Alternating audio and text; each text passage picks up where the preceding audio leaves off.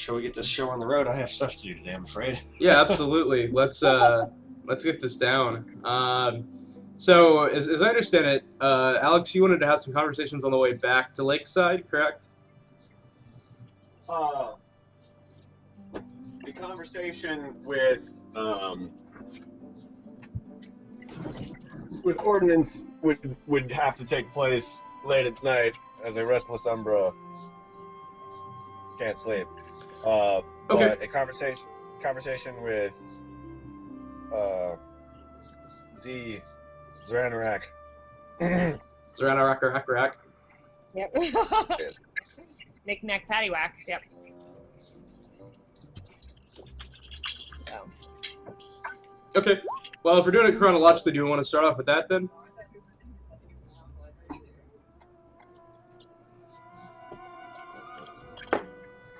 Wait, Alex, you're in charge. Yeah, that's that was a question.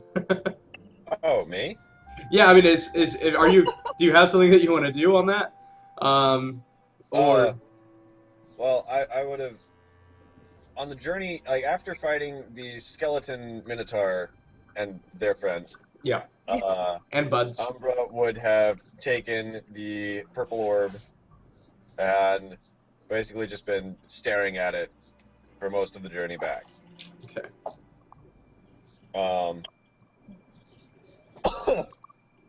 And if Zranarak initiated a conversation, Umbra would reply and conversation Okay. would happen. But yeah. Sure. So, did you see what happened to all those jewels with my family's crest on them? I didn't see who got them. I know that they disappeared somewhere. I thought you took them. Huh? I thought you took them. Did I take? Oh, well, maybe I did. 1, 2, 3. I've got 5 of them. Weren't there a couple more? I only, we found some other gem, I've got, I have a piece of jet. We found some jet, but I don't think I pull out the jet. What is this thing doing? I guess I'm looking at your orb now, trying to. I guess you're taller than me, so probably looking at. Well, it's floating and glowing, and I find it. I don't know. It seems angry. See, how do you mean? How can it? Is it alive? No, it's just it's the color. The color seems. Back when I was a little girl, we would go to the circus every once in a while, and there was this clown dressed in purple like this, and he was like the fall guy, or like he was the butt of all the jokes, and lots of slapstick, it was act out like this downtrodden character, or maybe it was, I just think about him sometimes and wonder how angry he must have been. It just makes me think of that purple clown. Huh. Interesting. So, has any... It wasn't that color when we walked in the room, was it? When we first saw it, wasn't it clear or milky, or... Like, do you think it's absorbing somehow? Something from it? Or it finds something in you? It's possible. I don't know. But I like it. It makes me feel calmer, maybe? In fact, Margaret, you're just sort of flabbergasted at the fact that he's calling it purple, because it seems like a sort of light tinge of green to you.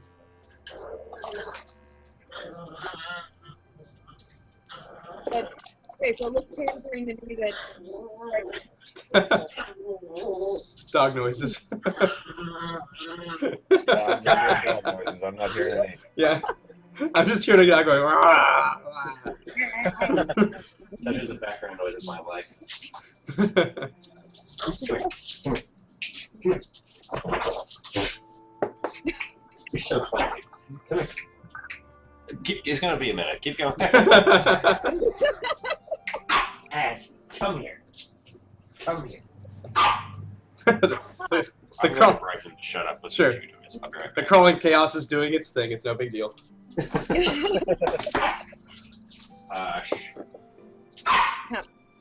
I have to say, we get to go to the circus often. Whenever I was, we would go to the back because usually someone owed us some money or, something needed to be taken care of. We need to watch. Fair enough. So Bad dog. I guess I can see why some of them might Stay. angry. Go. We have this really ridiculous cod piece. Huh. Bright purple. Maybe that way it was why he was angry. Could be. Everybody's staring at you all. A very tight codpiece.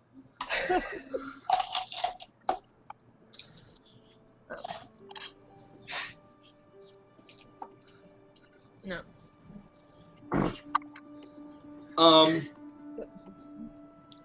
Okay. Are you guys pretty much done with the conversation, or do you have more to say?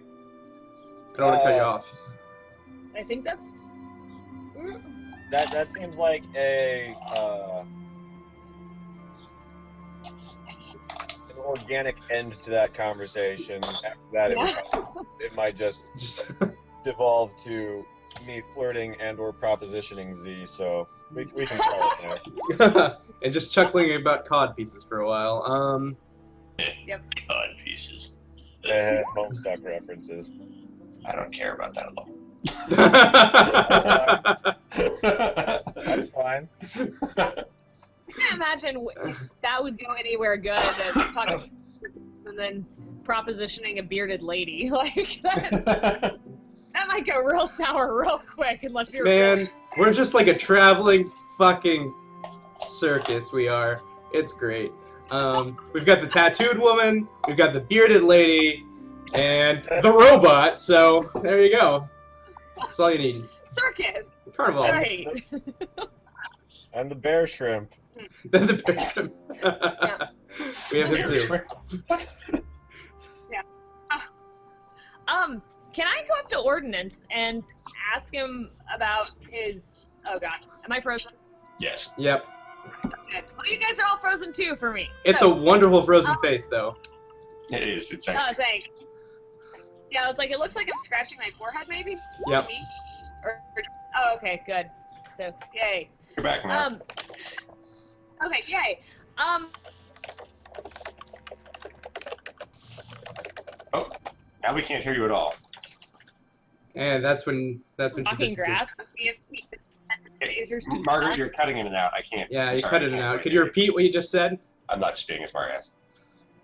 Okay, so I wanted to walk over to Ordnance once my conversation is awkwardly ended, and I may or may not have been propositioned. I'm probably like, what? Where did that come from? Okay. Yeah. So walk over to Ordnance, and so do you always kill people that you grasp? And No, it's a spell. It's conducted through the either the flesh or, in this case, the metal and wood of the hand. But no, I can certainly. something? I'm sorry. I think you cut out there. I didn't hear that last. Okay, don't you guys have hostages, or do you, hold prisoners, or do we just kill the enemy? We certainly took prisoners of war from occasion, but this didn't seem a situation which warranted that. Sure. I'm just, not sure if he knew something we actually needed to know, or if he was losing what little of a mind he seemed to have.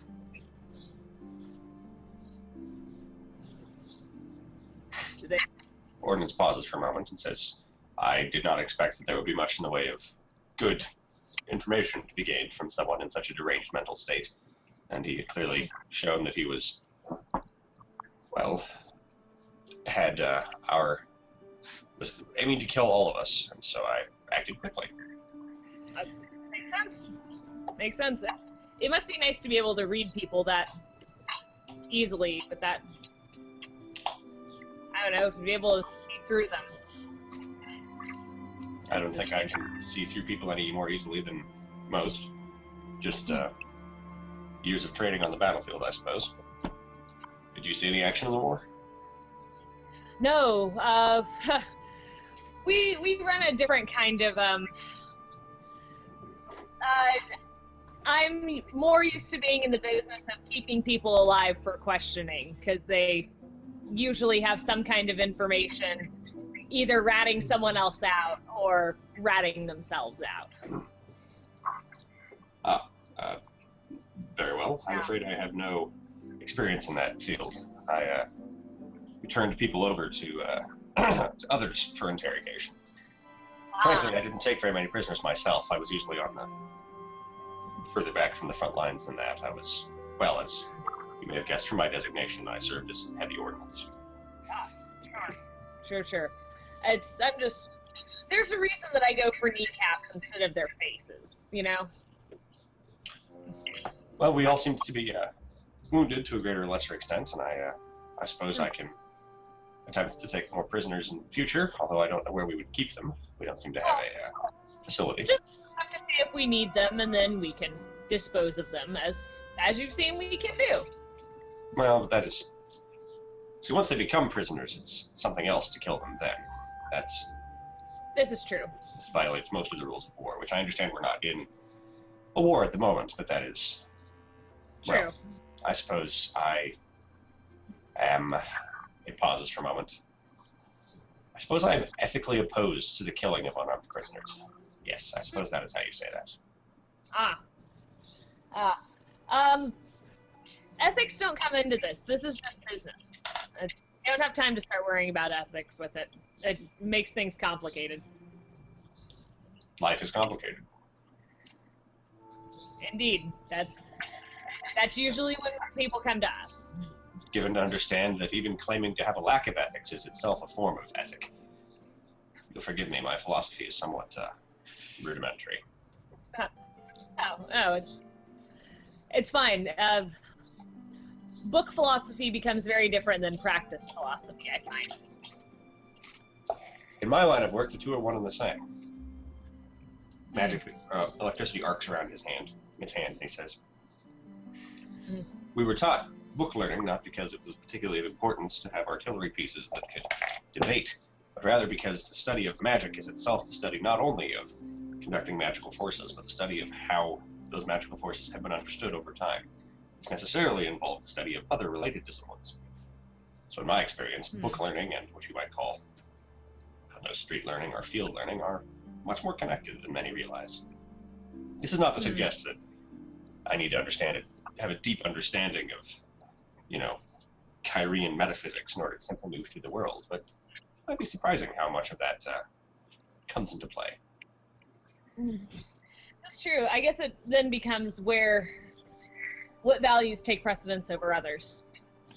Is it purely about following a line of ethics, or is there something that would cause you to deviate from those ethics, pure as they are? Well, I think those are one of the great questions of all of history.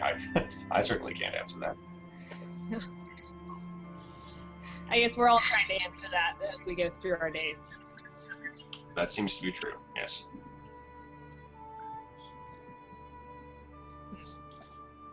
Okay, so I think we're going to go ahead and skip forward to you guys getting in Lakeside, if that works. Sounds good. Great.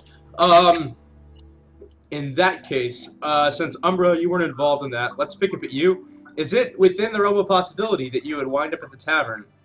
Yes. Fantastic. So it's sort of late afternoon, early evening when you get back. People have not quite started to show up yet. But there are a couple of people seated at a nearby table.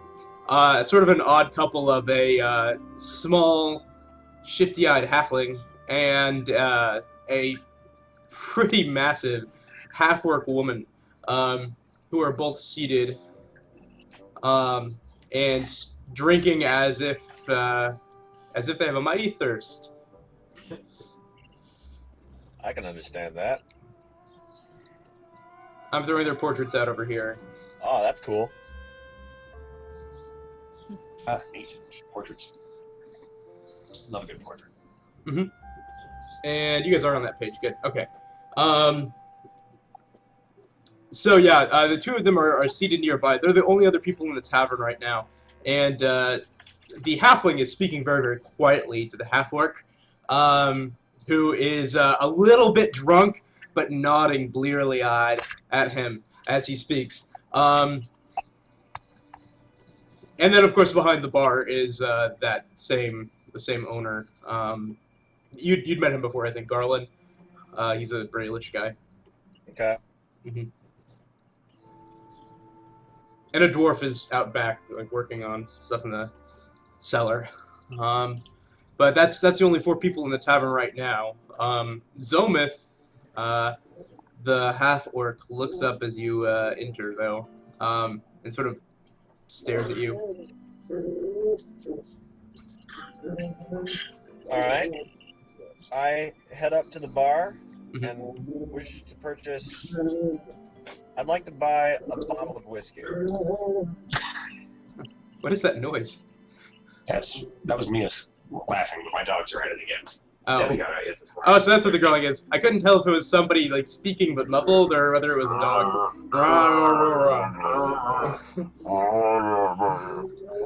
No, it's Theo.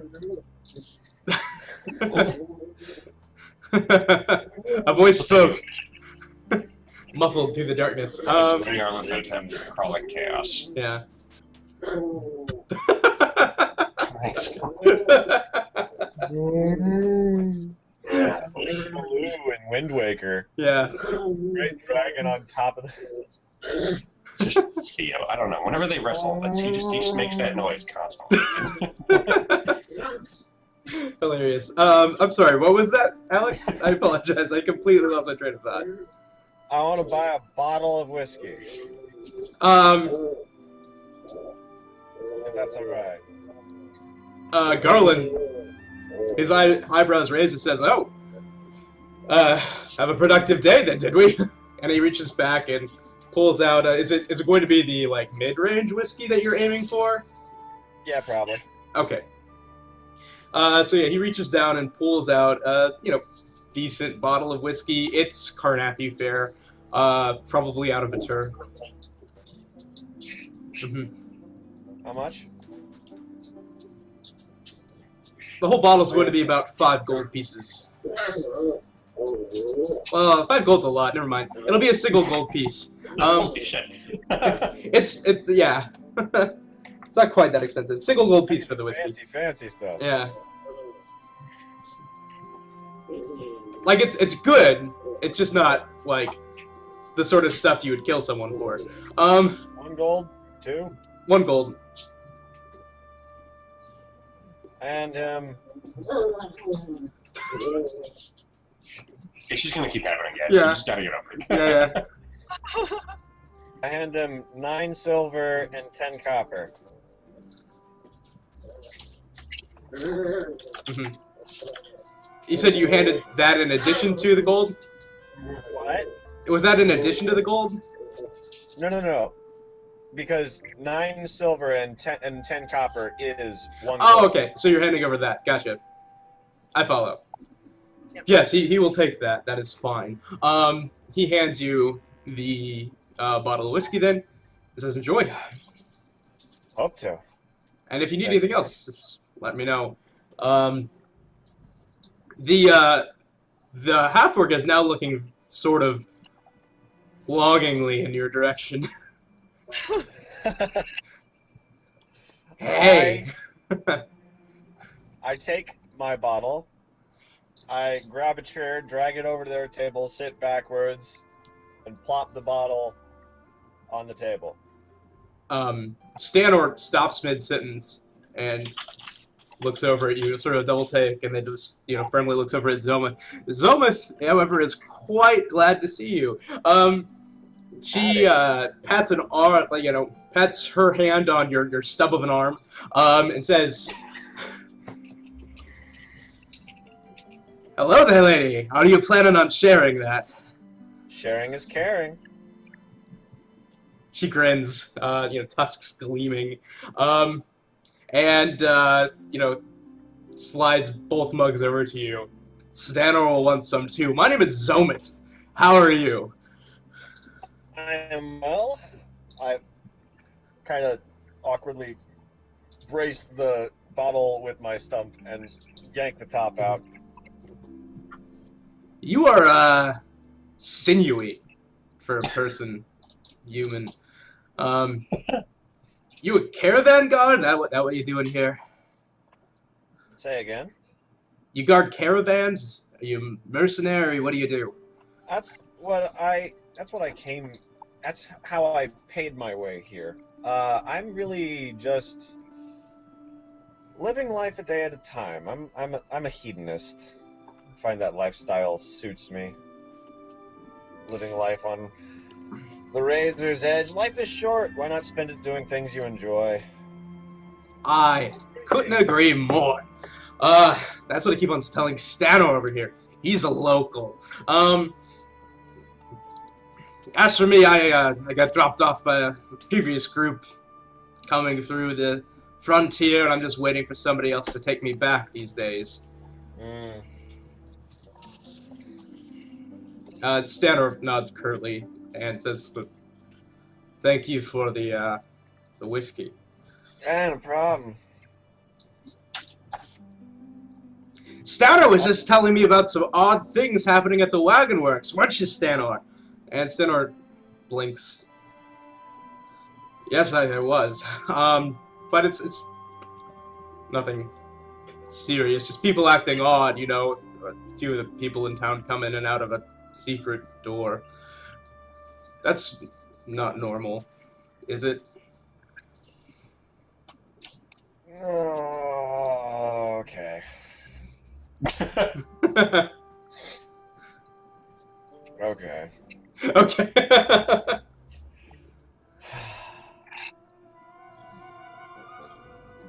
That would definitely go hand in hand with other signs that I've been seeing around, not specifically in town, but generally. Oh, does that mean something to you? Because if you could fill us in, that would be great.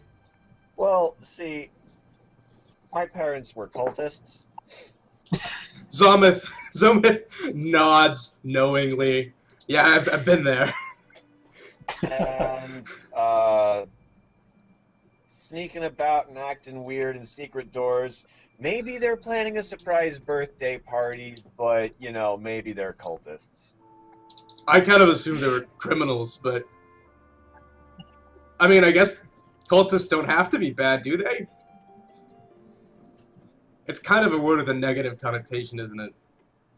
It depends on what they're worshipping and what they're willing to sacrifice to that thing they're worshipping. I didn't have a good experience, you might say.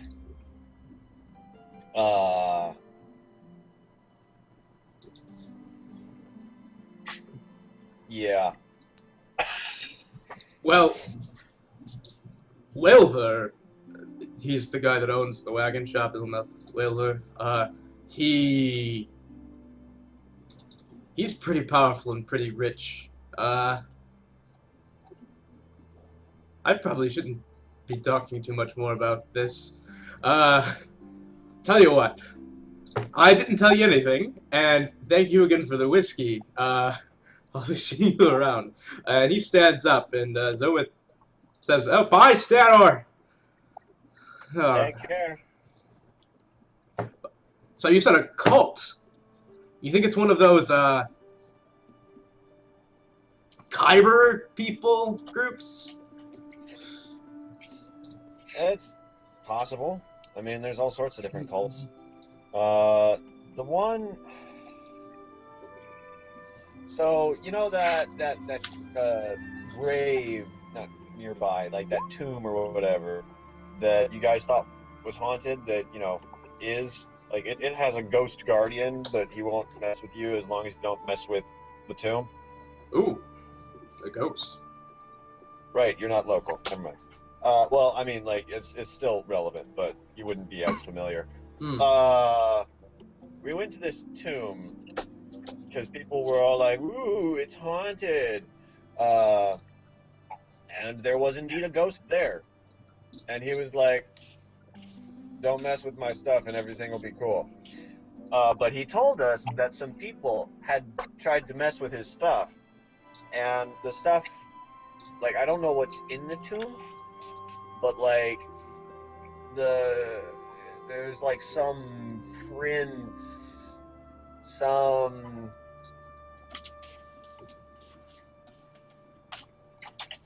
Yeah. Okay, to be honest, I don't really remember. I'm really pretty bad at, like... I live in the moment. The past is...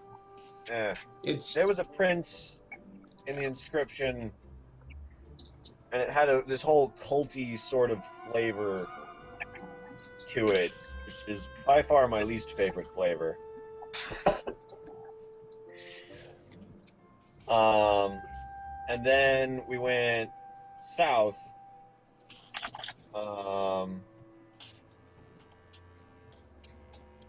forget what we were doing, but we ended up fighting this necromancer and a whole bunch of, like, skeletons, including this giant minotaur skeleton and all these disembodied hands that were crawling all over me. It was gross. Zomith was, like, thoughtfully rubbing one of her tusks, and says, "Well, that sounds pretty fucking awesome." Oh, it was, don't get me wrong. But, like, you have, like, a little crawling zombie hand that, like, jumps up and launches itself at you. It's like, that's not how physics works. That's stupid. It knocked me out. I was offended. I got rocket punched by a hand. Mm-hmm. I was not very happy. Do you know what? Like, the guy at the end was all, like, stark raving mad and referring to them and stuff. I don't remember. He said things. So Zomith is glad to drink with you for a while until evening comes around and stuff gets a bit full up, and then she's going to suggest something else, but we'll come back to that in a second. Right. Zranarak and or Ordnance, what do you guys think where do you think you're going to be heading once you get back to town? Well, I didn't have any specific plans. I was going to try to make sure I was still in functioning condition, you know? Mm-hmm. So I think I needed to spend how many hit points did I have? I heard...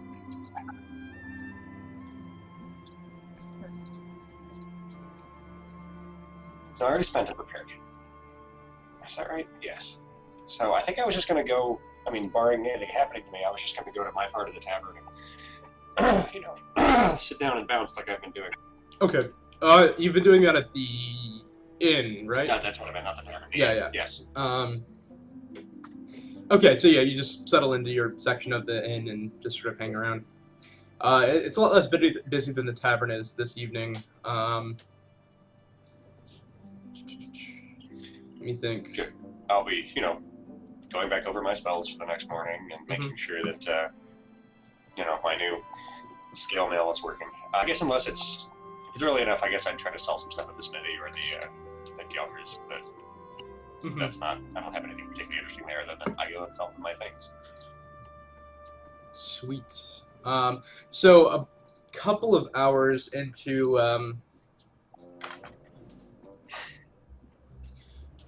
There we go. Yeah, a couple of hours into your repair, evening is starting to come fast on, and you notice evening is quickly coming. Like, it's starting to get dark out. And the front door of the inn swings open, and the town Warforged comes in with a big barrel across his back. Now, this Warforged, you haven't gotten a good look at him yet. Because you saw him from a distance, and that was it. Yeah. Oh, we lost Alex. Oh, there goes Alex.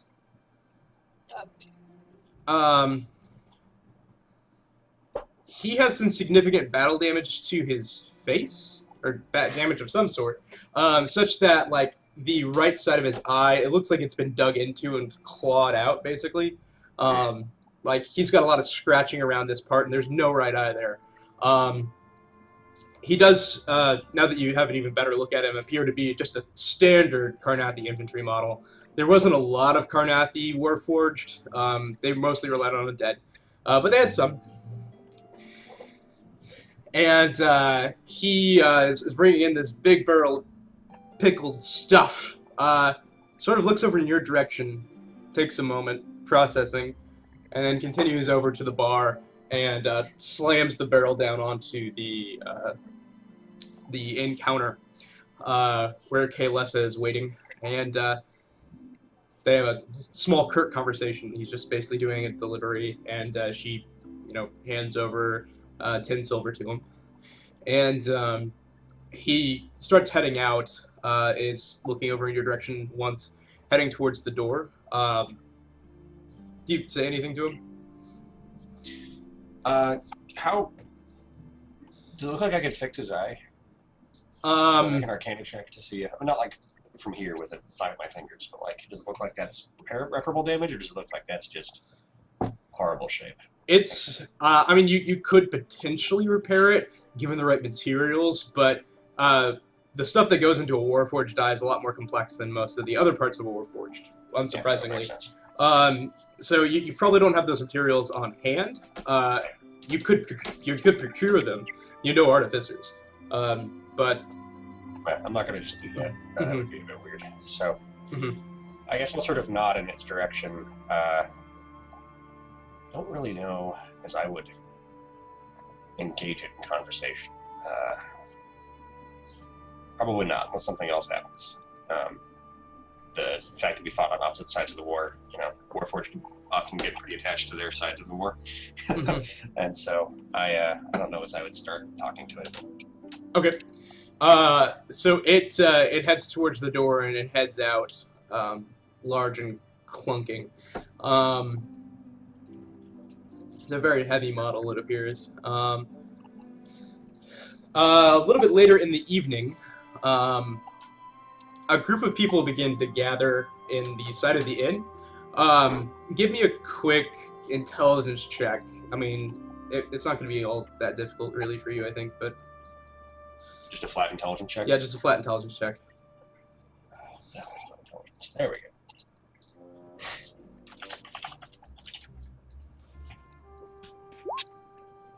Dang. Okay. So a group of people begin to gather. One of them is your. One of them is the owner of Kenneth Clothing, your previous contact. Excuse me. So that's Helver to Kenneth. He walks in and grins and nods in your direction, but doesn't want to disturb you. He goes and sits down at a nearby table. Before too long, there's also a blonde fellow that comes in and has a seat with him. Also joining them, the waitress comes over, and they're surprisingly warm towards her. You've met her once or twice. Her name's Galita. Let me see. Just double checking something real quick.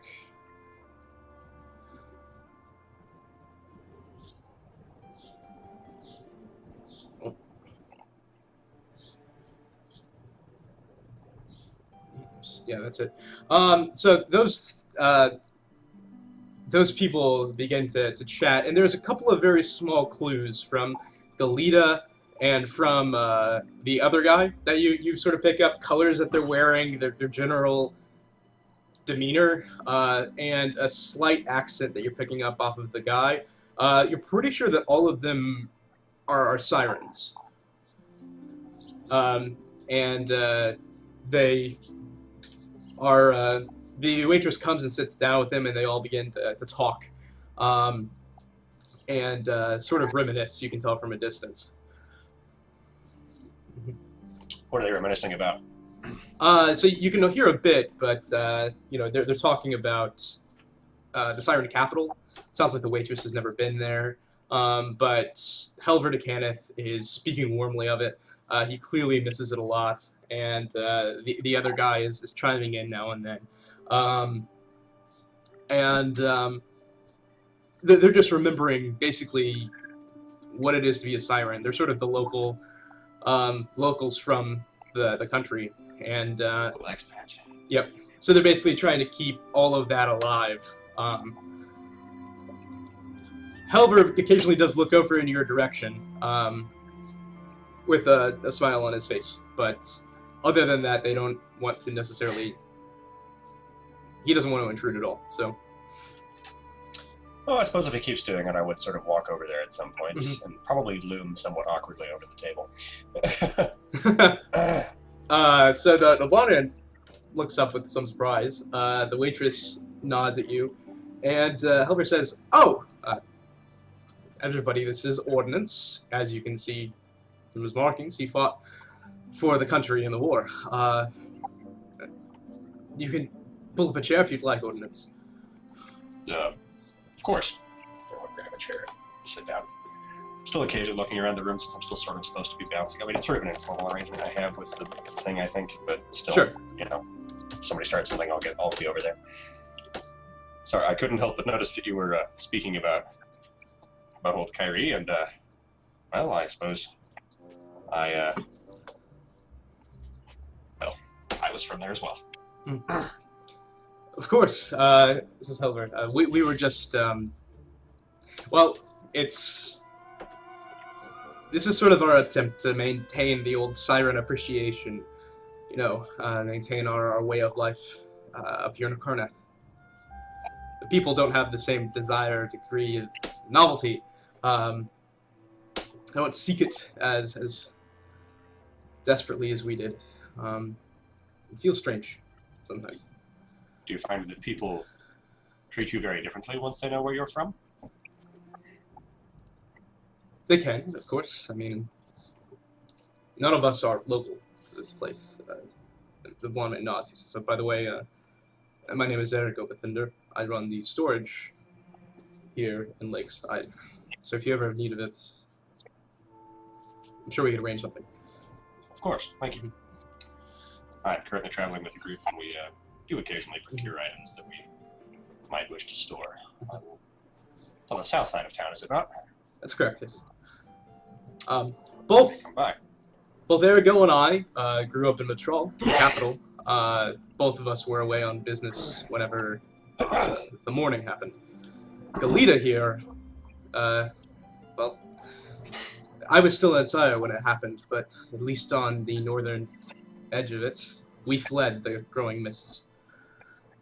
Luckily, my family and I were able to escape. The rest of them are in Korth. That's very lucky indeed. I was behind enemy lines at the time, so that was unusual. See, he's just like a normal siren. He remembers exactly where he was on the day of mourning. You probably remember the exact weather, what you were doing. Yes, it says quietly. I do remember what I was doing. The Warforged, says Helver, were born inside for the first time. That's where they came from. Siren Canniths that devised the creation forges. And it's because of that I consider the Warforged, every one of you, to be as much a child of Sire as any of us. And it's damn pity, the way that most of you are treated. even after the Treaty of Thronehold, especially here in Karnath. Well, I suppose it's unsurprising. History is full of such treatment. Have you met Brian yet? The other Warforged who lives here in Lakeside? I believe I have seen it about a few times. I have not had the pleasure of speaking to it. I note that it was a Karnathi model. I certainly hold no grudges myself, but I couldn't be sure about it. Of course. Brian keeps to himself, and for good reason. You've seen what had happened to his eye, right? I did. It's fairly substantially damaged. Yes. How That long has was it been like that? less than a year. Hmm. Just before he came to us here. I've spoken with him some as well. Has he worked to get it repaired at all? It's certainly possible. That's I why don't have the materials myself, but that's what he's been trying to work towards with his work in the marketplace. That and other repairs. He apparently has some deeper damage.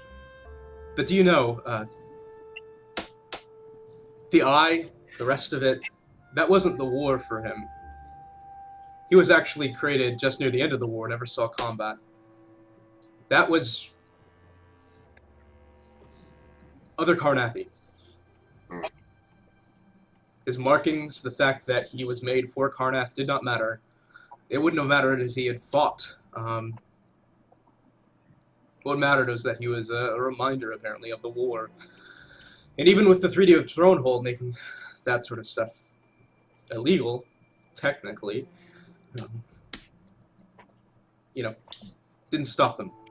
yes, I've encountered my fair share as well. Just the other day on a train headed to Irontown. Well, it's a good thing that my current traveling companions were less close-minded, shall we say? It's a damn shame. The war was terrible for all of us. Anyway. Well, these things are as they are, says Ordnance. Mhm. Ordnance doesn't really want to talk about this in much more detail. It's sort of, yeah, you guys are telling me how sorry you are for how much this sucks. Yeah, that is exactly what's happening.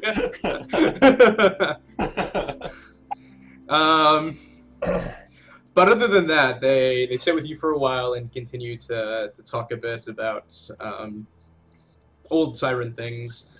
You probably can't contribute as much as they would want you to. I'm probably mostly quiet. I may ask the occasional question. Mm-hmm.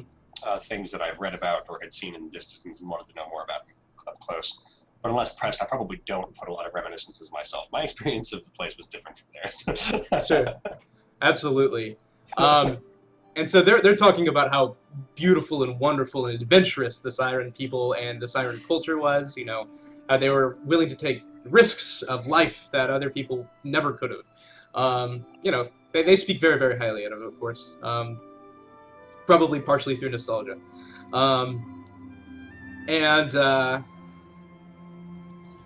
Erigo's staying kind of quiet about it. Go and give me an insight check, actually, Bill. Yeah, you got it. Mm-hmm. Just keep accidentally shutting my character sheet. Mm-hmm. Sorry.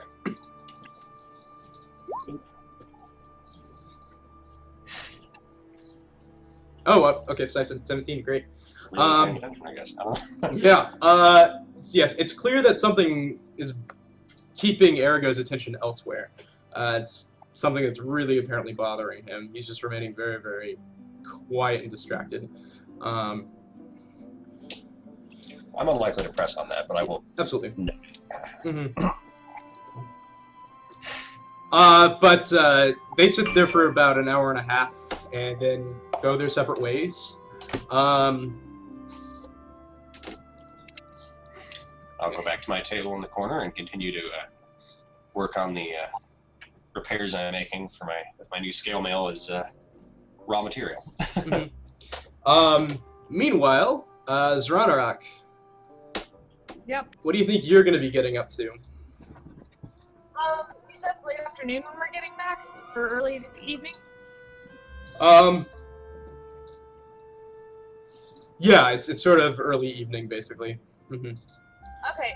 I'm going to go into town, and I'm going to start asking around, or looking around, seeing if I see some sort of a messengers, a post shop, a whatever the proper era, like some way that I can get in communication with my family, because I have invoices for them that I would like to be reimbursed for. Sure. Well, everybody can pretty much point you to the if you're willing to pay, the best mode of communication is via the House Citizen Representative who's staying at the Swinging Sword indefinitely. Okay. Mm-hmm. So I'm going to go find them. Okay. And really quickly, let me just double check what exactly he can do. Okay.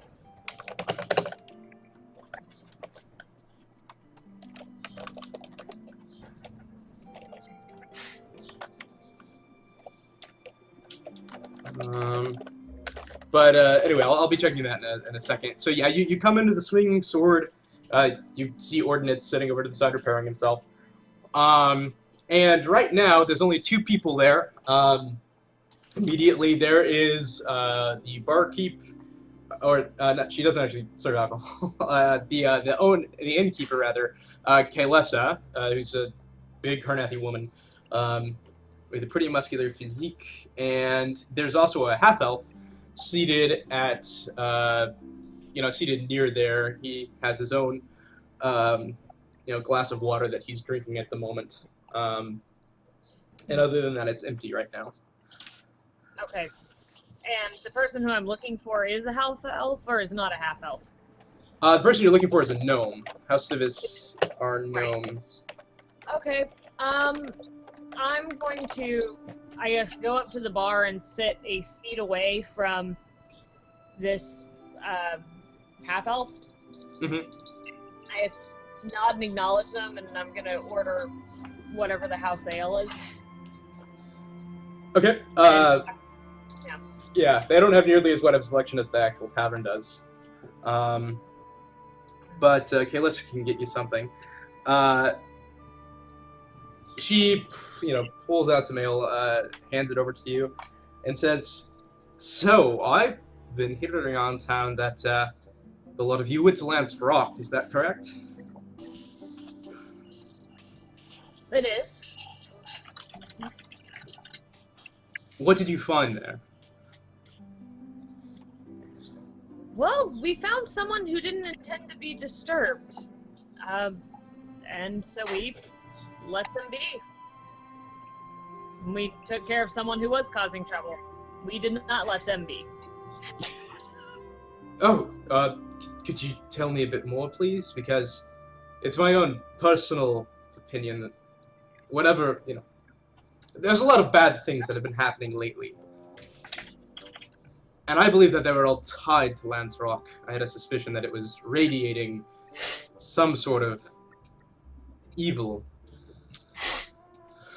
But did you find anything, put a stop to anything there? I mean, what was the person causing trouble? Sure. Well, there seemed to be a man, or what was once a man, gone very, very mad. Bringing creatures back to life that should not have been brought back to life. But we caused him to, we stopped that. We put his raising to a stop. And rest assured, he should not be bothering the town any further. Was he Karnathi? A Karnathi veteran of the war, or? I believe he was a veteran. To be honest with you, everything happened very, very quickly. As soon as we found him, he died almost instantly. Well, there are laws against unlawful and unregulated raising, I suppose.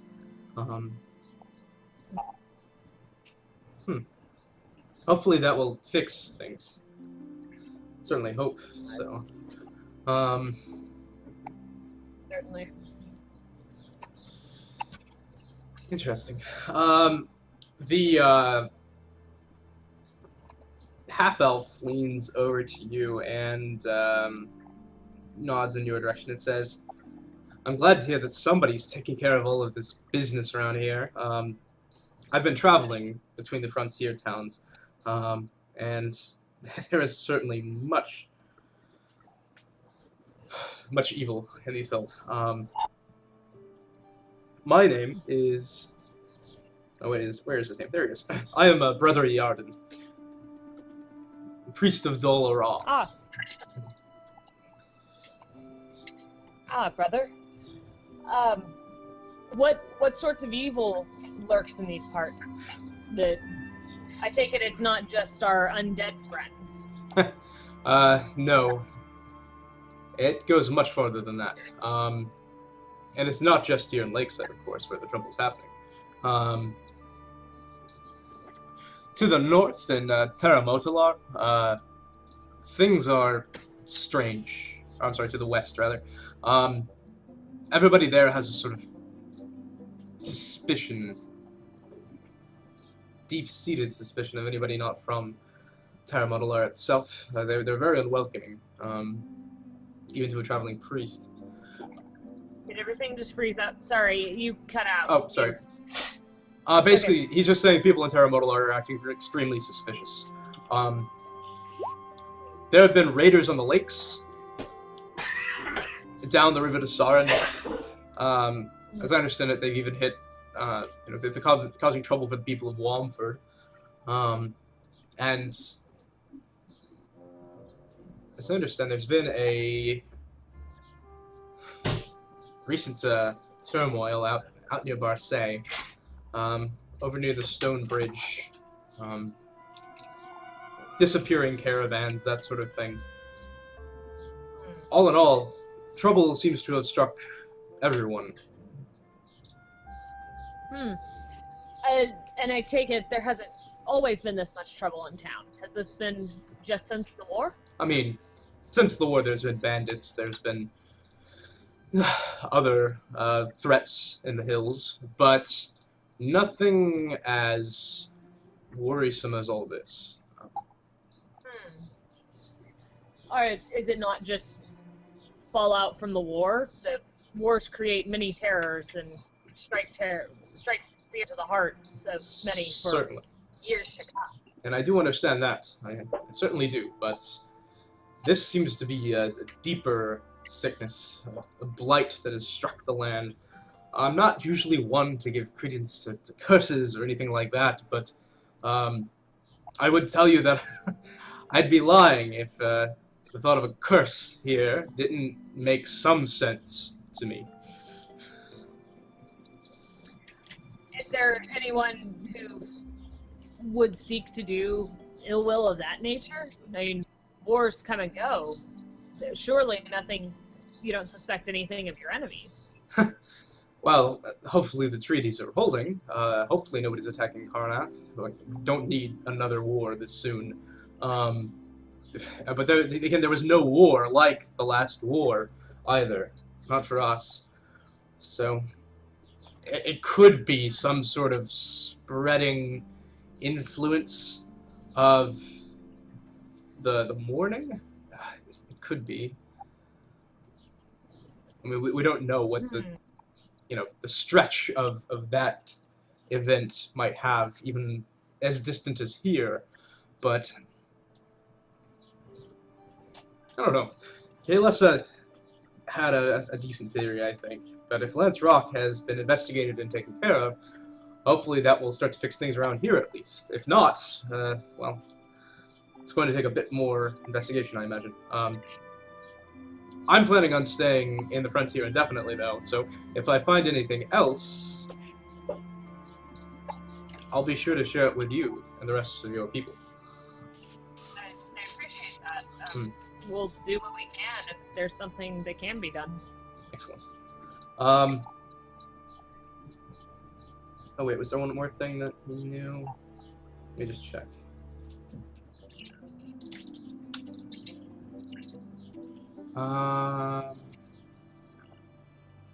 No, nothing at the top. Oh, right. There is also a gathering of druids meeting up in the hills, so hopefully they might be able to reach some sort of conclusion on that matter as well. You may want to look into that with them. What sort of a gathering in the hills? You know, who was it? I believe he stopped by to get some materials from the Orion, House Orion shop here in town. He'd mentioned it as well, but druids have been seen heading up into the hills of various sects, as I understand it. They're all gathering, speaking of some sort of ritual happening.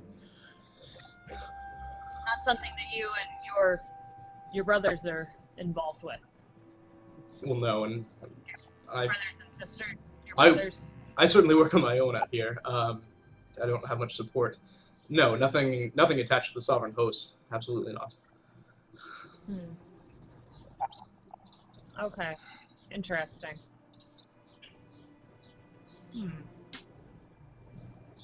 We may need to look into this. There comes the sound of footsteps from the staircase that leads up to the rooms, and a finely dressed, noble-looking gnome comes down holding a scrap of paper. And without looking up, he says, "Kaylessa, do you know is there a member of House Kundarak staying here?" So I'm going to step off of my bar stool and give an absurd bow. So, at your service. What may I do for you? Excellent. Yes, I have a message for you, apparently. Shoot, goddammit, I forgot to write down the name. It's of your superior, from your superior. Give me just a quick second to find that. Okay. There we go. So it's from Blauroth to Kundarak, the guy who's been training you, and who heads up your arm of the house. And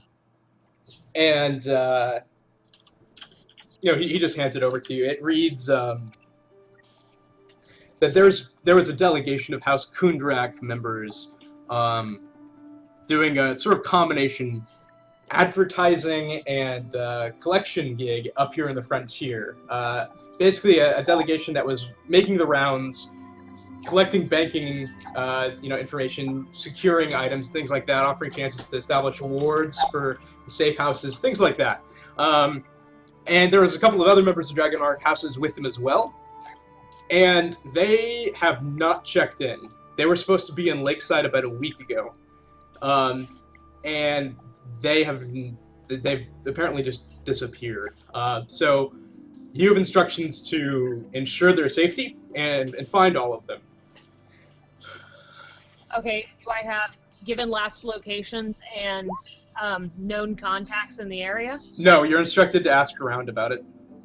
They heard from them whenever they were, where did they last hear of them? They heard that they were heading to Barsay from Wamford. And from Barsay, we're supposed to head to Westbridge. They did not hear from them whenever they were supposed to check in Barsay or Westbridge, though. Okay. Matt, out of character. So, and how far is that from where we are? I'm sorry? How far is that from where we are? They're on the other side of the Desarin Hills. So, here's the map again. Okay, Matt, I can't see the map. Okay. Okay, well, it's on the other side of the Sumber Hills, or not the Desarin Hills, the Sumber Hills. So you could either head west to Westbridge, then north to Barsay, or you could go through the hills, basically. Either by cutting through them. How long? What was that? Assuming everything went smooth, this is like a 2-day round trip? Yeah, it takes about 2 days to head from Barsay to Westbridge, and about 2 days to head from Westbridge to Lakeside, if you are, riding horses or on on wagons, which this group was supposed to have been. So. Okay, so this is like a week block trip. Okay, good. Mm-hmm. Matt, Yes. is this, out of character, is this the same group of dwarves from Roar that was coming from Beliard through the hills that were expected 4 days ago that Gaelker told me about? Probably. Okay. Mm-hmm. And actually, Beliard is Barse. I renamed it to be a more Carnathy name, so. Barse. Yeah, that was my fault. Keep on not checking the map before saying Barse. names. Okay.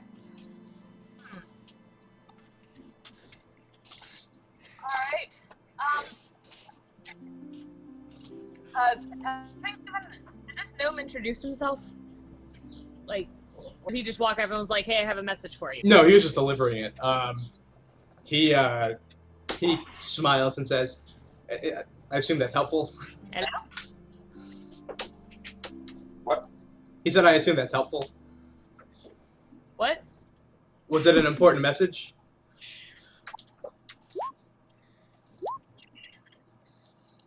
Okay, you're cutting out, so I'm sorry. Am I cutting out for everybody else too? No, I can hear you fine. probably not. Okay. Yeah. It's probably just me. Yeah. He says, he says, okay, is that an important I was message? asking, You're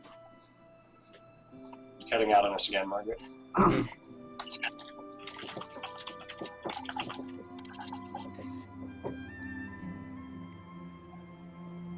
We can see you moving briefly now, which I can't. Yeah. So you might not be cutting out as much. Uh-huh. Are you outside on Matt's porch? Is that where you are? yeah, I'm outside of work. Was trying to prevent the other issues we had last time, but those might be happening now anyway. So, Yeah. No, it's been better, though. Uh-huh. It has been working well. okay. Yeah, I mean, should I just shut off and come on in, or? If you want, it's up to you. Okay. I don't care either way, I'm just trying to... What? It feels like it's mostly been okay. It's just cuts out every so often, which is going to happen. Yeah, yeah. Internet's. Internet being the Yeah, internet. okay. Right. Okay, so, so the last thing that I know I was trying to ask was if this gnome gave me his name, like, or if he just walked up and was like, "Hi, here's a message for you." Yes, he just your handed it to family. you. Mm-hmm. Okay, but, I mean, it seems legitimate, like, all of this sounds like something... Yeah, I mean, it's in the gnome's own hand, but... Sure, okay. Okay. I mean, you do see the, like, traces of a dragon mark coming up his neck, so... Okay, sure. Okay. I'm going to say, okay, this is good to know. Can I have you send, can you send a message back? Oh, yes, of course. The cost for a message to the Thunder would be, or Blaroth, rather. The cost to have a message back to Blaroth would be about 3 gold. But wait, no, your house, Kundarak. We have an agreement with your house. As long as you submit the proper forms, I expect that I should be reimbursed for it. So, what do you want to send back? He pulls out a little ink pen and pulls out a piece of parchment that he just had ready, and is like, "Go ahead."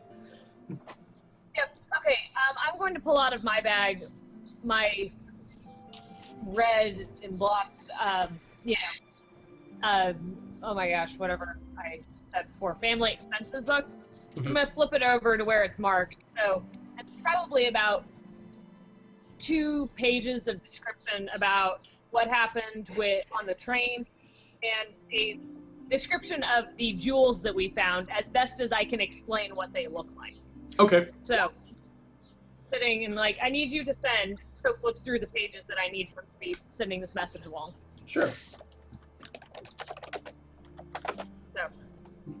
All right. That comes out to like a paragraph's worth of stuff. He looks over it. I should check everything. Excellent. I can get this out to him now. If I just he's like trimming out words to make it as efficient as possible, basically, right? It's like sending a telegram. Sure. Sure. Because a sending is 25 words long, so he's like da da da da. Excellent, and I'll have his answer back immediately. Are you attaching any sort of question? You've got about 10 words left. I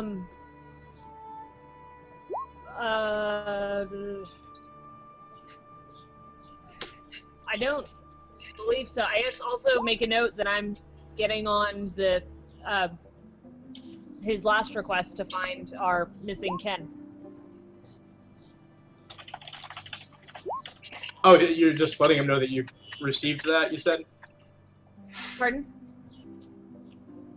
What was the question you're sending? I was just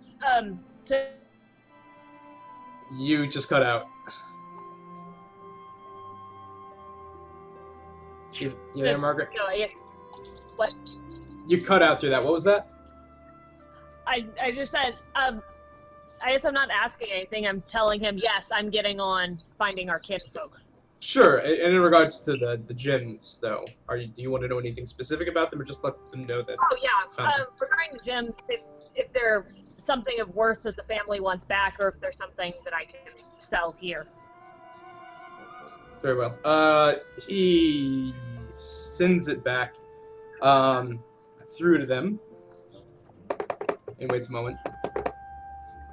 You know, its dragon mark is glowing, sort of creating this blue glow against the wood.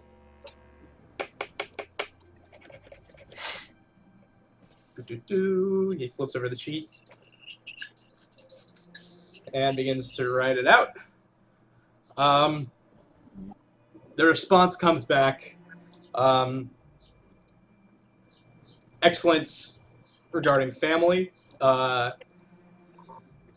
Regarding gyms, believe it may have come from delegation. Units of Kundarak favor in Karnath, basically. Huh. Okay. That's interesting. Mm-hmm. Okay. Oh, and then deciding whether or not they're reimbursing me for the funds for having to quiet the train car. Oh, funds incoming, and then there's a little subtext of feel free to use gems as wish. Okay.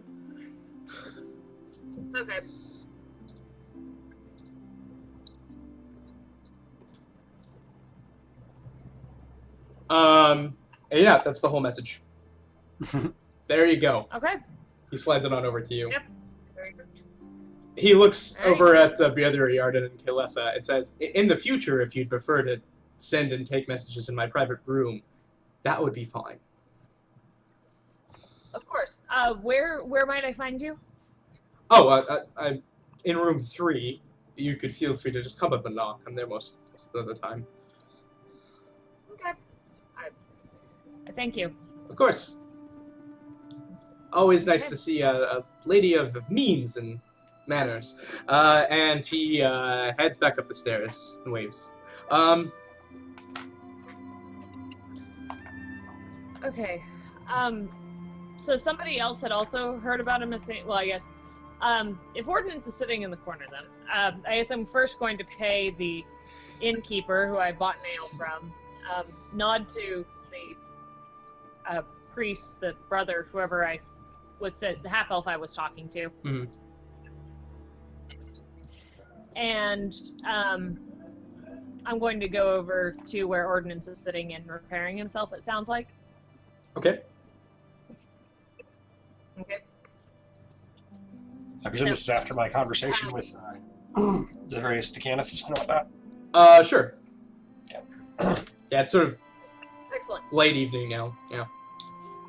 Madam de Kundarak. Okay. Ordnance. I I have a bit of a family matter I need to take care of. I was wondering if you would be interested in coming along. May I ask for slightly more information than that? Of course. Some of my kin were supposed to check in to Bridgewater or something, into towns where they were supposed to check in, and have not been seen. So I've been instructed to go find out if they're okay, or if they might have decided to run off with some things that were not theirs. I suppose that's reasonable. I'll make you a proposition. I will go with you to check on these folks. Pardon me, if you go with me to check on the people I'm supposed to be checking on. Alright, what do you need to check on? A few members of some of the Dragonmark houses, I suppose 2 members ran off and got married when they weren't supposed to, and are somewhere around this area. I believe it's off to the west, somewhere past that plague area we were searching for, but I'm not certain. I have a few leads. Sounds a similar project. Go out and see if we can find these. I'm sorry, you cut out, Margaret. I don't know. I'm going to kind of look inquisitive. I might even twirl my ridiculous facial hair and go, we may be talking about the same group, Ordnance. 2 were kinfolk, and the other 2 were some others they were traveling with. So we may have ask, you know, these others that we're traveling with, do you know who they were or what house they belonged to? Matt, weren't they dragon something or? Well, the delegation was mostly made up of Tikundarak dwarves, but there were some other Dragonmark House members who were looking at, scoping out and establishing new businesses out here on the frontier, essentially. So, I mean, it was a group that was mostly organized by the Tikundaraks, but a few were tagging along. You don't know what other houses were represented, though. Sure. So I'm not sure who else would have been along, and it sounds like it was mostly a business venture, but perhaps your people were among those who tagged along. Well, my these were information people doesn't- looking out It's to possible. start new businesses to start new lives, but I couldn't say for sure. None of my information has these people I'm looking for connected to any delegation of Tikundarak dwarves, but I also don't have that much information, so it's certainly possible. Well, one way or the other, I'll be happy to go with you, but in the event that the people I seek are not with your group, if you'll come with me to help find the people I'm looking for. I could use someone with some of your skills. I'm still not fully repaired. I would be glad to. Excellent. Then I suppose we are in agreement. Yep, we are. Well, I probably am going to put my hand out to take it, but then be like, wait a minute. I'm sorry, you're going to do what, and then you decided not to? I said I probably would initially just have it put out my hand to shake yours, and then sort of start pulling it back. Like, I don't. That's fair. Ordnance will not be offended.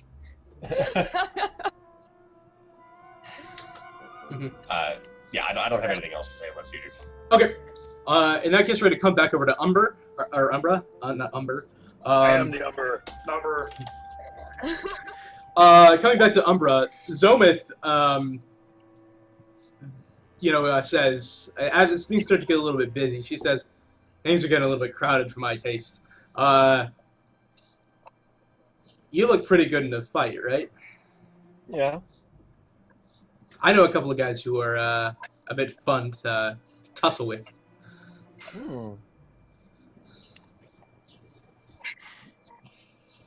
I'll follow where you lead.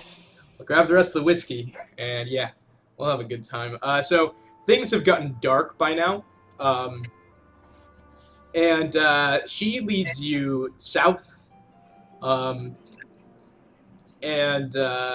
takes you down to down past the butcher's, past Wilver's Wagon Works, which is the place where the parent secret door is at, and leads you basically in this direction over towards one of the town quarries, and says the guys who work late and then stay a little bit after, usually they are, you know, heavily corded, muscly dudes. And sometimes they put bets on fights. Hopefully tonight's one of those nights. Last time I came through, we had a pretty good tussle. And as you guys are heading along that... Oh, sorry? Okay, I hear it. Okay.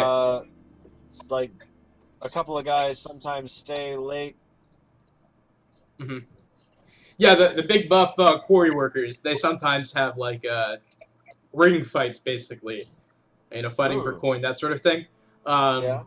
And she says, hopefully tonight's one of those nights. Last time I came through, I won a bit of coin myself. They aren't used to women winning those. Oh, so you meant like... Oh, okay. An actual tussle. I mean, what did you think I meant? Sex. Oh, well, I mean, we do that too. Whatever. Cool.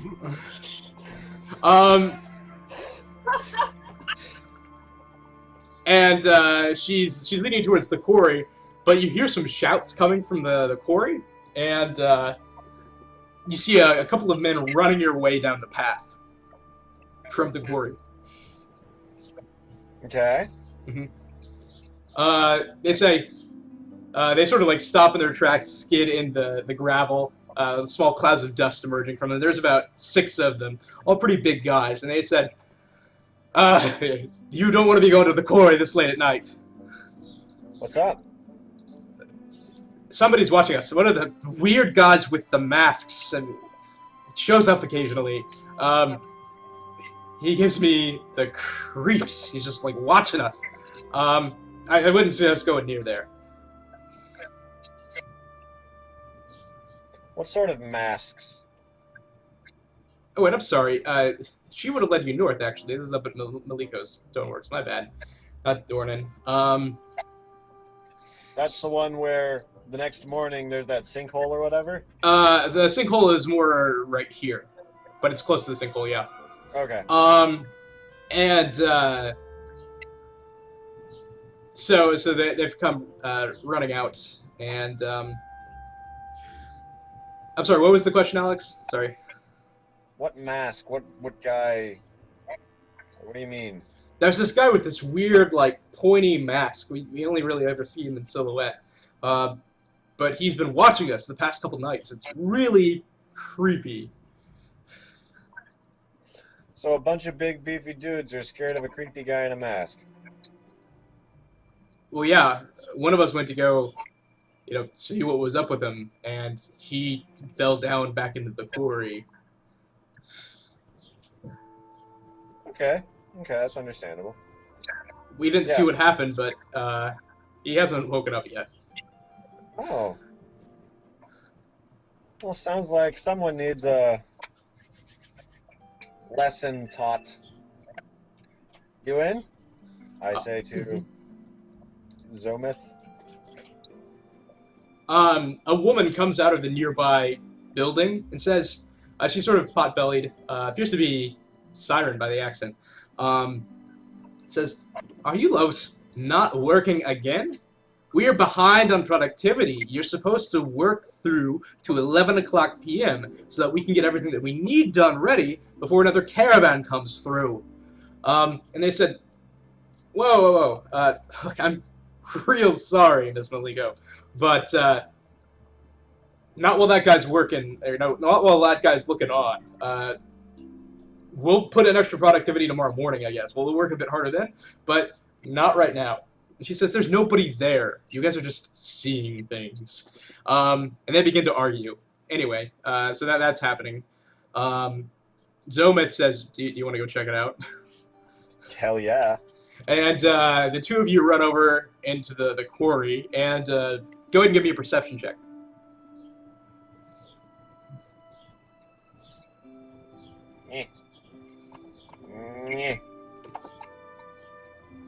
Yeah. Oh. Youch. You don't see anything. Critical failure! I'm too busy checking out Zoma's butt. It is a half-work butt. Yeah. And she's too busy tripping on the rocks, apparently. She's a bit drunk. And the two of you wander into the quarry, but don't really see anything. You're like, I don't see it. There's rocks. She's like, why don't we walk around the edges of the quarry, see if we can find anybody there. Okay. And you guys make it about a third of the way over before she tackles you to the ground and starts kissing you. And well, yeah, that's pretty much your night, I think. Awesome. For a while. Did you still want to have a chat with Bill? Yeah. Okay. Yeah. In the Okay, wee so hours of the morning, I would sneak away. Okay. What was that, Margaret? What? I'm running out of batteries, so I'm going to come in. Sure. Yeah. Okay, so I'll be back. Sounds good. All right. And if you want to pick up with that conversation and coming in, then Alex, go ahead. Okay. 1 second. Mhm. Just making a weird masked guy around quarry. Put one quarry guy in coma.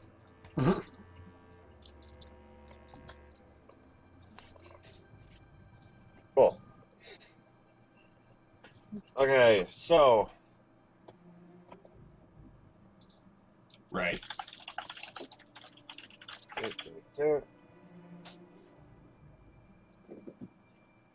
Alright, yeah. So, having had assistance in drinking this whiskey, I think that Umbra would head over to the tavern and get another bottle of whiskey. Mm-hmm. So I'll get rid of another 10 silver. Okay. Alcohol. Alrighty. And then head over to the inn. Then I head over to the inn. Okay. Alright. It's late enough now that pretty much just the Warforged is there. Alright. It's tinkering with some panel on its arm, trying to get something to work properly.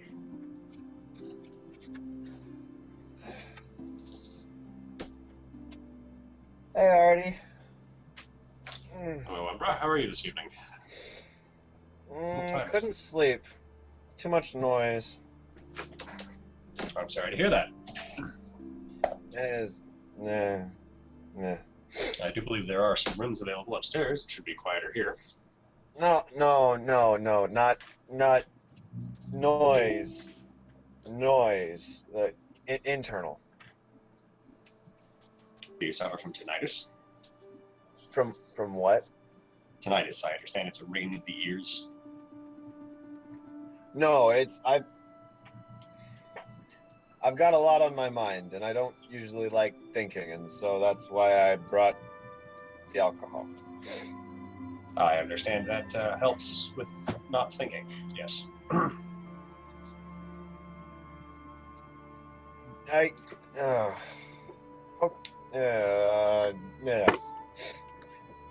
Are you? I know you guys don't have to eat, but like, are you capable of like tasting things? Like, can you eat? In a very rudimentary sense. Fair enough. I have, as I understand it, a much more limited sense of taste and no need to eat. Not much of a system for. I have to spit it out. Would you like a drink? Alcohol doesn't really work well with my systems. It doesn't have its intended effects, and if anything, it's potentially be no. But thank you. Fair enough. I suppose you're welcome to join me. I'm simply sitting here for the moment. That's kind of why I came. I just seem like the sort that's really good at listening, and I don't know if that's mean or presumptuous of me, but I'm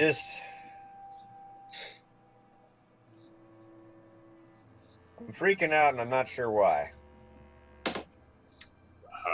Well, I suppose I can listen. Anything, what in particular has bothered you? Things like there's all this cult stuff go like we had the crazy guy. No. Well, we had the jerk lady who tried to kill you, who we killed instead, and she had that letter that was all like, friends, plot, something. I don't care.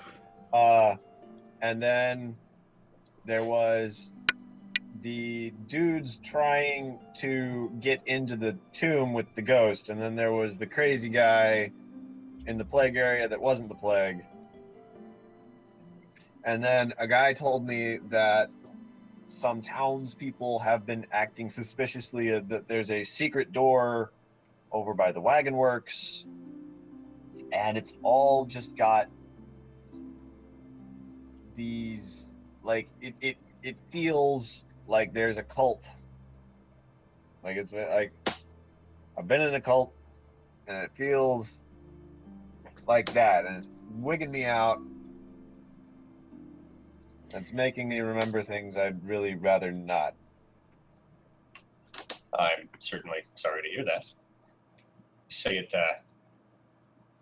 does this look like this? I mean, I don't wish to. Does this look like the same cult you were in? Or is it simply reminiscent of the general approach?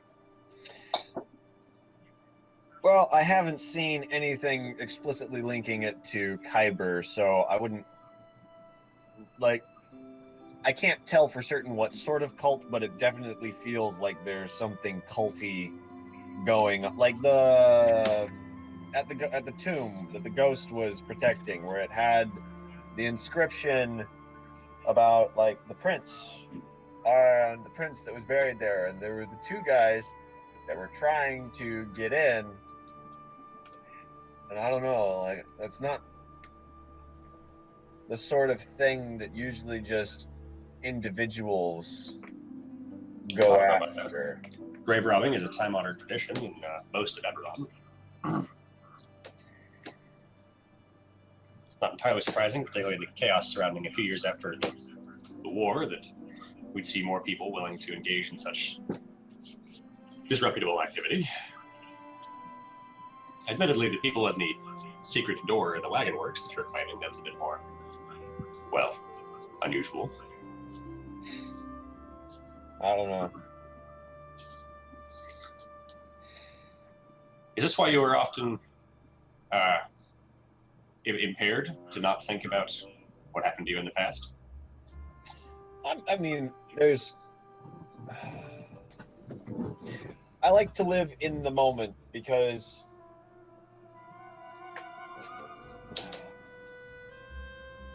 the past can be kind of awful at times, and who needs to worry about the future? So, like, yeah, I'm the hedonistic lifestyle really appeals to me. Because, you know, life is short. Why wait?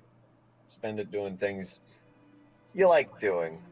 And what if you don't know what you like doing?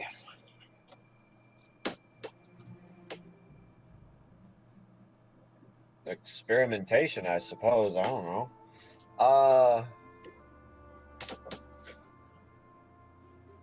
Yeah, not everything about the past is awful. There are some memories I try and hold on to, and others that I try to bury. Well, I'm not an expert in human psychology, and it differs somewhat from my own, but I think they generally say that it's better not to run away from things that happened in the past so much as to confront them and deal with them. but I don't wish to lecture you on what to do. I certainly don't know how to deal with this sort of thing. Well, I think for the most part, I did confront the problems in my past, and that is in fact why I no longer have those problems. That was a good day. I think you might be referring to this more literally than I'm intending. I think in what I've read in some of the psychological texts, it's not confronting the actual sources of the problems in the real world once they're already in the past, because presumably that's done.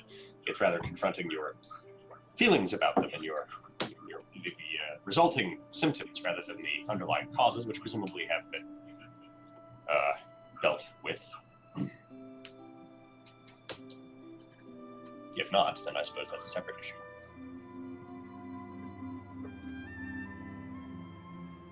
But again, I don't really know what I'm talking about. Yeah, you do fine. Just not the sort of thing that I relish. I'm not much for ruminating. Well, I have a lot of time to ruminate. I don't sleep. So you'll forgive me if that's my usual recommendation. Fair enough. Fair enough.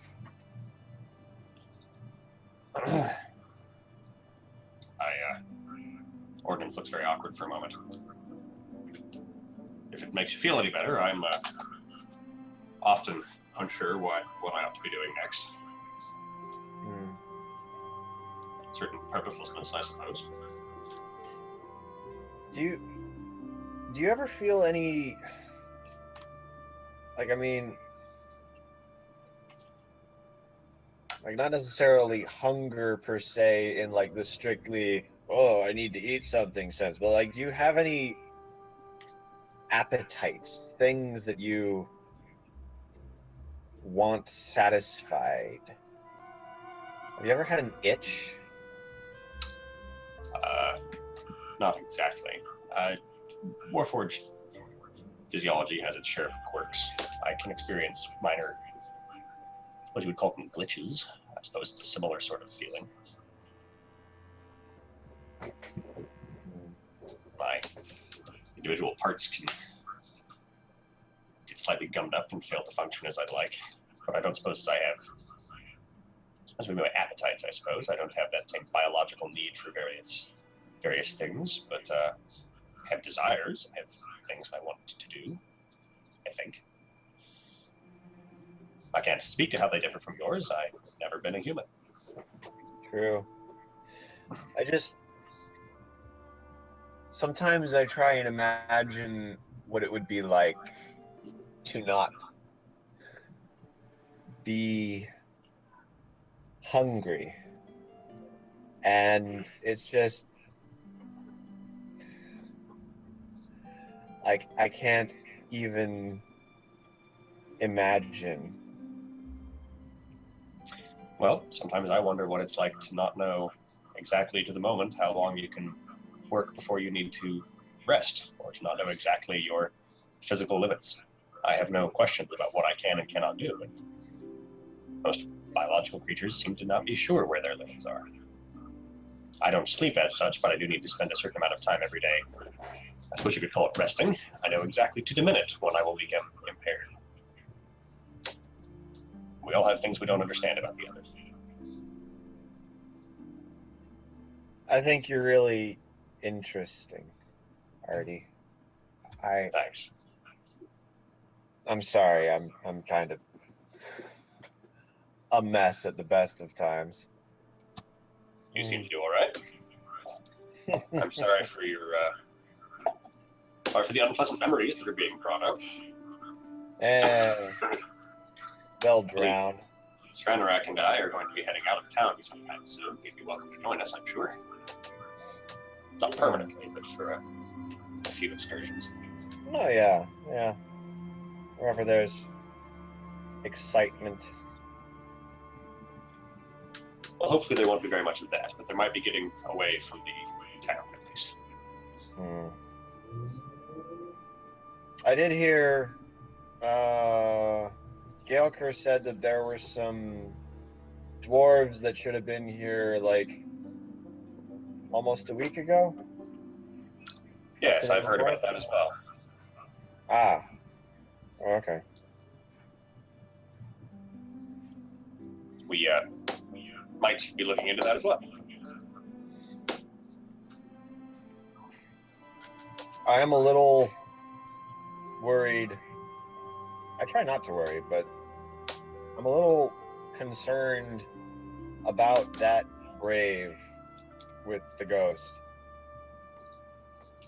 Seems relatively safe at the moment. The text that I don't remember, I remember it being weird and like something powerful buried there. And if there is a culty thing going on, they might try to harness it. We might try and go back to the ghost and see if he can. I don't know. I'm referring to the line. Among the thousands the wolf spider claimed was Prince Vekarim, son of the Emperor and hero without equal. May he be mourned forever. Is that the line you were referring to? That sounds less culty now. But yeah. Cults, as I understand it, are not well known for being rational and predictable.